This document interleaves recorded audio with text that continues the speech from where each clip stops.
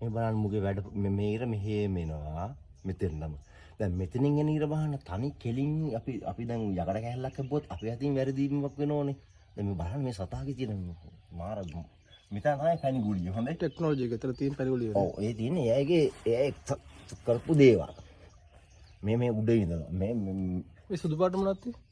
ඒ පැණි තිබිජේ මම මේව කනවා. කන්න කියන්නේ. චුයින්ගම්. චුයින්ගම් වගේ. මං කනවා නේ.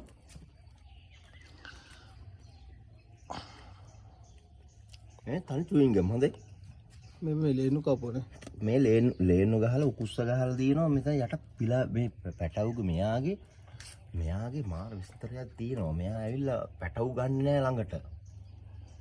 ලොකු කට්ටිය මේ පැණි මේ වගේ පැණි තිබිලා තියෙන්නේ. හොඳ මේ වටේටම. මේ පාටට තියෙන්නේ පැණි හදාන් එන පැණි වදේ. මේකේ තමයි පොරවෙන්නේ. මැද තියෙන කාමර ටිකනේ. මේ කොහොම පිලා පැටවු ඉන්නේ. ඒ කියන්නේ ඒ අයගේ බෝ වෙන කට්ටිය. ඒ කට්ටිය සර වහගෙන ඉන්නේ.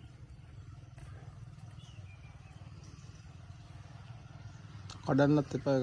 නෑ. මං ඔහට කාලා පෙන්නනවා. පැණි රහ මොකක්වත් නැහැ. තනිකර ගම් එකක් විතරයි චුයින් ගම් එකක් විතරයි තියෙන්නේ.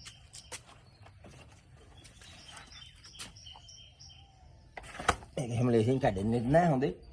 හයියනේ. ඔව්. මම තියන්නේ මේක තිබුණේ මේ ගහේ මේ ඔක්කොම මේ මෙන්න මේ වගේ තමයි පැණි තිබ්බේ. මෙන්න මේ කුට්ටිය. සුදු පාට කියන්නේ. ඔව් පැණි තිබුණ තැන. මේ දෙබරද බබරද? මේ දෙබර. දෙබරවද යන්නේ? මේ හරි ගුණයි මේ වගේ. ඔය දෙබර වදී. බම්බරයි. දෙබරට මේක රින් ගන්න පුළුවන්ද?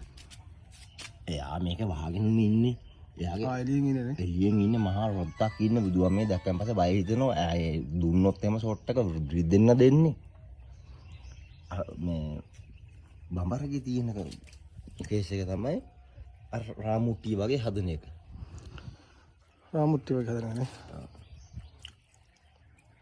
බම්බරගේ වෙනස් ටිකක් නේ. බම්බරයි දෙබරයි මීමැස්සයි වෙනස්. මෙයා විද්දෝ බම්බරගේ විස දෙබරගේ විස බම්බර විද්දෝ තින් අර කහ පාට එක මෙයා කළු පාටයි. කළු පාටයි. මෙයා කළු පාටයි. හරිද? අරයයි මේ කහ පාටයි එයා විද්දෝ තින් එහෙම මෙයාගේ එක්කෙනෙක් විද්දත් එයාගේ 7 දෙනෙක් විද්ද විස තියෙන එක්කෙනෙක් විද්දා මෙයාගේ 7 දෙනෙක් විදින විස.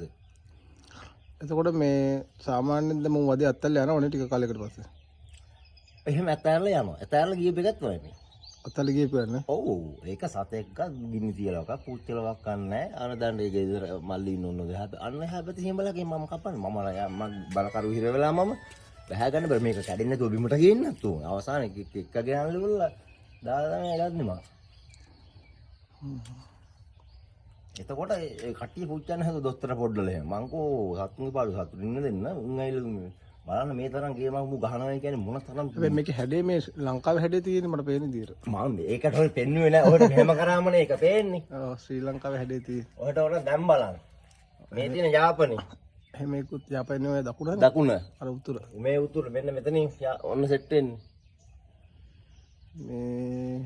මේකේ මං කිව්වේ මේක හොටල් එකේ තියෙනවනේ ඔන්න මං හොට කිව්වනේ ලංකාවේ හැඩේ ඔන්න ඔය විදිහටම ඕක සුපිරි විදිහට යන ඔක සාමාන්‍ය කොච්චර කාලයක් තියෙදොම කියන්නේ සවුත් වේද නැත්තම් කවදාක සද්ද මේ ඉටි මේ තියෙන ඉටි ඔය කඩන්න එපා මේ ඉටි ඉටි සවුත් වෙන්නේ නැහැ හැම ඒ ගානට මේ ඒ හැඩේට මම හොට කිව්වනේ ලංකාවේ හැඩේ තියෙන්නේ කියලා මේ අපි කපලවක්වත් හදලවක්වත් නෙවෙයි මේ තිබිච්ච කේයු එකමයි මේ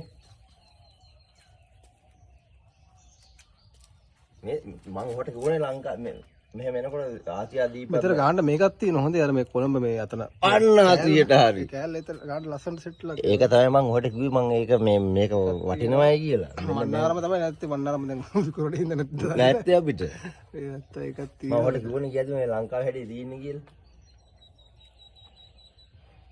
මේ හරි මේකට බෙහෙත් එකක් ගහන්න ඕනේ කල් තියා ගන්න ඕන නේ නැත්තම් සත්තු වහනවනේ සත්තු වහලා ඊට පස්සේ මේක කනවා ඒ කට්ටිය දැන් මේක මේ ඉතිනේ ටිකක් ප්ලාස්ටික් සර්ජරියක් කරන හරි හරියටම හරි සුද්දෙක් දැක්කත් අම්මට උඩු මේක දිහා බලන්නේ පට්ට ආසාවෙන් උන්ව කැමති වැඩ කරන මිනිස්සුන්ට.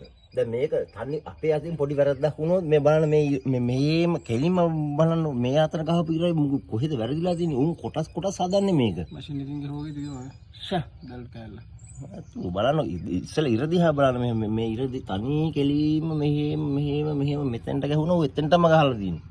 අපේ මිනිස්සු ගහුවා මෙහෙම ඇදේට යා. මම හොට කිව්වේ ලංකාවේ තියෙන්නේ කියලා. ඔය වගේ එකක් දකින්න හම්බෙන එක ලොකු දෙයක්. මම ඒකමයි මේ ආසාවට මම මේ ගැලෙව්වේ. හරි එහෙනම් මේ පස්සේ බලමුනේ කෝල් එකක් දෙන්න